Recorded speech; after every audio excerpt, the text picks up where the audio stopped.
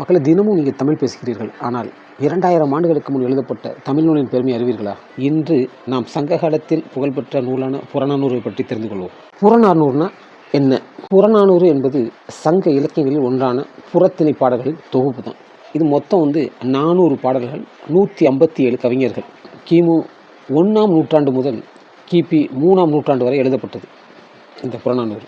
இதில் போர், வீரச்சாவு, அரசர்கள், தலைவர்கள், வீரர்களின் பெருமைகளை, விருந்தோம்பல், தானம், தர்மம் போன்ற பல விஷயங்கள் இதில் இடம்பெற்றிருக்கு. புறநானூறு பாடல்களில் இருந்து இன்றும் நாம் பல விஷயங்களை நம்ம கற்றுக்கொள்ளலாம். விருந்தோம்பல் செய்யும் மனிதன்தான் பெருமகன். தானம் செய்வது தான் நம் புகழை நிலைநிறுத்தும். அதிகாரம், செல்வம் எல்லாவற்றுக்கும் மேலே மனித நேயம்தான் முக்கியம். இதுக்காக ஒரு சின்ன பாடலை பாருங்க. புறநானூறு ஒரு பாடலில் சொல்கிறது, விருந்தோம்பி வாழ்ந்தோம் புகழோடு வாழ்வார். அதாவது விருந்தினரை போற்றுபவரிடம் வீடுதான் அழகு, அவரின் புகழ்காலம் கடந்தும் வாழ்கிறது. புறநானூறு என்பது ஒரு தமிழ் பண்பாடு வரலாற்றின் ஒரு சிறந்த பொக்கிஷம். இன்றும் நாம் அந்த காலம் போல விருந்தோம்பல், பகிர்வு, உதவி ஆகியவற்றை கடைபிடிக்கலாம். இப்படிப்பட்ட பழமையான தமிழ் பெருமைகளை பற்றி தெரிந்து கொள்ள என்னுடைய சேனலை சப்ஸ்கிரைப் பண்ணுங்கள். முதல் முறையாக நான் முயற்சி பண்ணியிருக்கேன். சப்போர்ட் பண்ணுங்கள். நன்றி, வணக்கம்.